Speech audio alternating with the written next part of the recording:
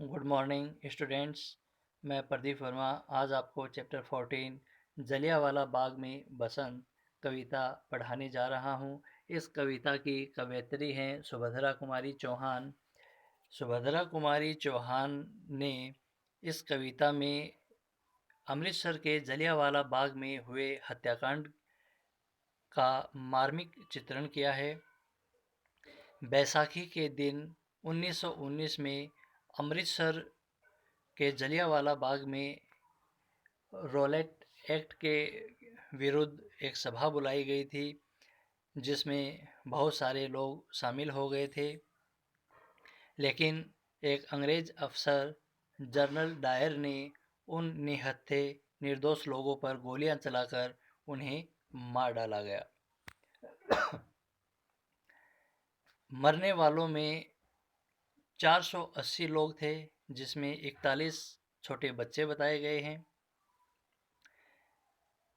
और 2000 से अधिक उसमें घायल हो गए थे। तो चलिए शुरुआत करते हैं इस पाठ परिचय से। स्वतंत्रता संग्राम के इतिहास में जलियांवाला बाग कांड एक ऐसी हृदय विदारक घटना थी, अर्थात हृदय को चीर देने वाली, झकझोर देने वाली घटना थी, जिसमें हजारों निर्दोष, जिनका कोई दोष नहीं था, भारतीयों को अंग्रेजी शासन की क्रूरता और हिंसक प्रवृत्ति का शिकार होना पड़ा था। जलियांवाला बाग कविता साम्राज्यवादी लिप्सा के घृणित इतिहास की याद दिलाती है। देश की चेतना में यह प्रकरण चाबुक की मार की तरह सदैव सालता रहेगा, अर्थात पीड़ा देता रहेगा। प्रस्तुत कविता इसी पृष्ठभूमि पर लिखी गई है। कविता में करुणा और शोक संवेदना का भाव शुरू से अंत तक व्याप्त है। आइए बात करते हैं कविता के भावार्थ की। पहला पद आता है, यहाँ कोकिला नहीं काक है शोर मचाते, काले काले कीट भ्रमर का भ्रम उपजाते। कलियां भी अध खिली मिली है कंटक फूल से, वे पौधे वे पुष्प शुष्क हैं अथवा जुल से। डियर स्टूडेंट्स, आपकी किताब में क्वेश्चन आंसर के अंदर इसकी सह प्रसंग व्याख्या पूछी गई है, इसलिए मैं सह प्रसंग के साथ ही इसकी व्याख्या करूँगा। तो चलिए बात करते हैं सह प्रसंग की। प्रस्तुत पद्यांश हमारी पाठ्य पुस्तक भाषा सेतु में संकलित कविता जलियांवाला बाग में बसंत नामक कविता से ली गई है।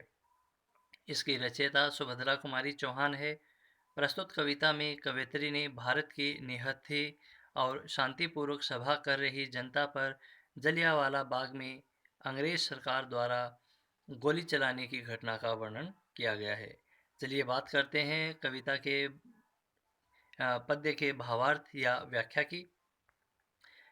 कवित्री कहती है कि इस बाग में कोयल की बोली नहीं, कौवों की आवाज़ सुनाई दे रही है। उड़ते हुए काले काले कीड़ों से भंवरों के होने का भ्रम हो रहा है। पेड़ पौधों को देखकर ऐसा प्रतीत हो रहा है कि वे मुरझाए हुए हैं। पेड़ों से टूटकर कलियां नीचे गिरी हुई है। आइए बात करते हैं कविता के दूसरे पद की। परिमलहीन पराग दाग सा बना पड़ा है, हाँ यह प्यारा बाग खून से सना पड़ा है। आओ प्रिय ऋतुराज किंतु धीरे से आना, यह है शोक स्थान यहाँ मत शोर मचाना। आइए बात करते हैं इस पद्य के भावार्थ की। कवयित्री बसंत को संबोधित करते हुए कहती है कि हे बसंत, पूरा बाग निर्दोष लोगों के खून से भरा हुआ है। फूलों के पराग सुगंधहीन हो गए हैं, अर्थात उनमें किसी प्रकार की सुगंध नहीं रही है।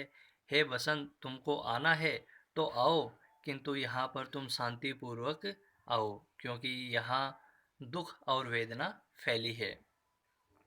आइए बात करते हैं कविता के तीसरे पद की।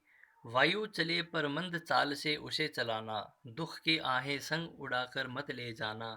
कोकिल गावे किंतु राग रोने का गावे, भ्रमर करे गुंजार कष्ट की कथा सुनावे।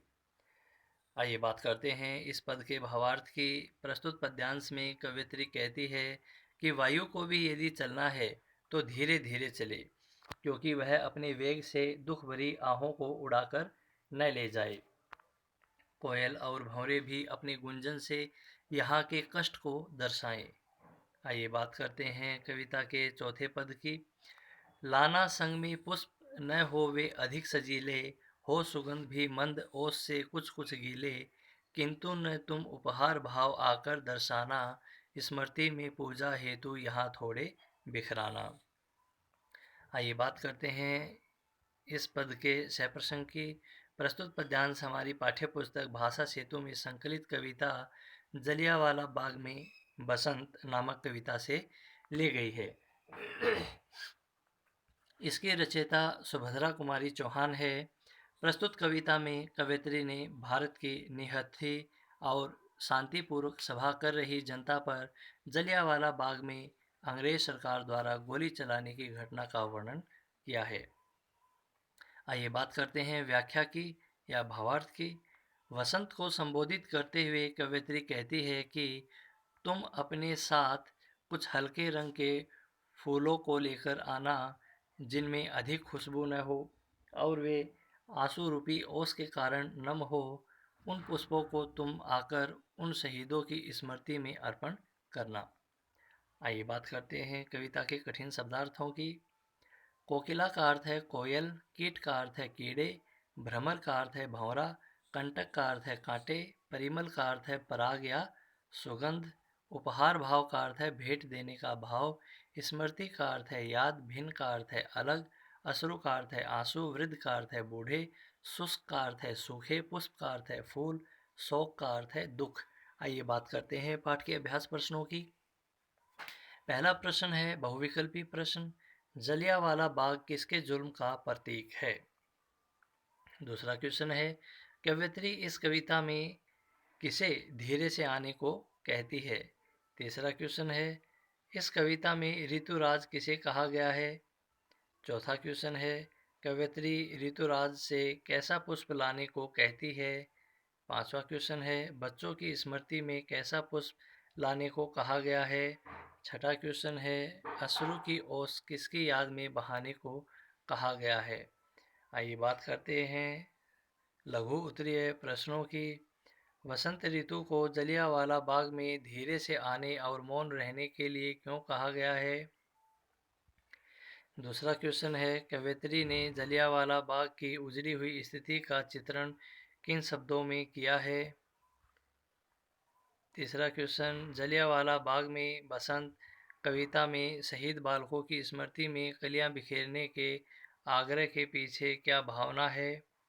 चौथा क्वेश्चन है जलियांवाला बाग में प्रवेश करते समय बसंती हवा से क्या सावधानी बरतने को कहा गया है। पांचवा क्वेश्चन है जलियांवाला बाग में बसंत कविता में शहीदों की स्मृति में किस रूप में फूल चढ़ाने का अनुरोध किया गया है। डियर स्टूडेंट्स, मेरे चैनल को सब्सक्राइब, लाइक और शेयर ज़रूर कीजिए। आज का आपका होमवर्क है मेमोराइज द पोएम अर्थात कविता का भावार्थ याद कीजिए। Do and learn word meaning and question answer in your register. Thank you.